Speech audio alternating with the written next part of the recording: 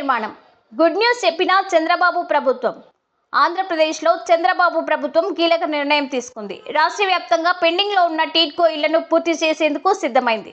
అయితే ప్రభుత్వానికి housing and urban development corporation limited good news చెప్పింది. ఈ ఇళ్ల నిర్మాణానికి అయ్యే మొత్తం వ్యయాన్ని రుణంగా ఇచ్చేందుకు హాడ్కో ఓకే చెప్పింది. గత వారంలో 2 రోజుల పాటు హాడ్కో ప్రతినిధులు టిడ్కో అధికారులతో సమావేశమయ్యి రుణాలకు సంబంధించి హామీ ఇచ్చినట్టు తెలుస్తోంది. రాష్ట్ర వ్యాప్తంగా ఇప్పటి వరకు టిడ్కో ఇళ్లు ఎంతవరకు పూర్తయ్యాయి, ఏ దశలో ఉన్నాయి అనే నివేదిక రూపొందించారు. ఈ పెండింగ్ టిడ్కో ఇళ్లు పూర్తి చేయడానికి ఎంత ఖర్చు అవుతుందనే వివరాలను నివేదిక రూపంలో అందజేయాలని హాడ్కో అధికారులు కోరారు. ఇప్పటికే కసరత్తు పూర్తి చేయగా మరో 2 రోజుల్లో నివేదికను హాడ్కోకు అందించబోతున్నారు. టీడీపీ ప్రభుత్వం 2014-19 మధ్య 3.14 లక్షల గృహాలను చేపట్టింది.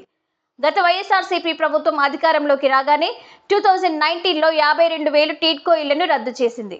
వీటిలో 2.62 లక్షల ఇళ్లను పూర్తి చేస్తామని చెప్పగా ఎన్నికల సమయానికి 1.45 లక్షల ఇళ్లను లబ్ధిదారులకు అప్పగించింది. అయితే వీటిలో ఎక్కువ ఇళ్లు టీడీపీ ప్రభుత్వ హయాంలో 90% పైగా పూర్తి చేసినవే ఉన్నట్టు తెలుస్తోంది. మిగిలిన 1.17 లక్షల గృహాలను పూర్తి చేయాల్సి ఉండగా దీనికోసం 5,070 కోట్లు ఖర్చవుతుందని ప్రాథమికంగా ఓ అంచనాకు వచ్చినట్టు సమాచారం. గత ప్రభుత్వం తీసుకున్న నిర్ణయాలతో టిడ్కో ఇళ్లకు రుణ సేకరణపై కూడా పడిందని కూటమి ప్రభుత్వం చెబుతోంది.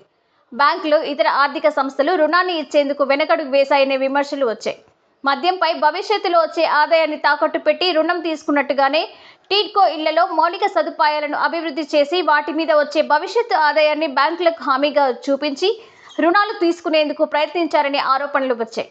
అయితే దీనిని ఆర్బీఐ తిరస్కరించిందని, ఈ కారణంగా ఏ బ్యాంకు రుణం ఇవ్వడానికి ముందుకు రాలేదని కూటమి ప్రభుత్వం చెబుతోంది. ఎన్నికలకు ముందు అప్పు కోసం హాడ్కోను 2 ఏళ్ల పాటు సంప్రదించారని, అక్కడ కూడా మొండి చేయి ఎదురైందని చెబుతున్నారు.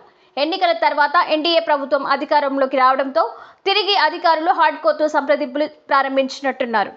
అధికారులు మొదట్లో 2,000 కోట్ల వరకు రుణ సమీకరణకు ప్రయత్నించగా టిడ్కో అధికారులతో భేటీ తర్వాత మొత్తం నిర్మాణ వ్యయాన్ని రుణంగా ఇచ్చేందుకు హాడ్కో ప్రతినిధులు గ్రీన్ సిగ్నల్ ఇచ్చినట్టు చెబుతున్నారు.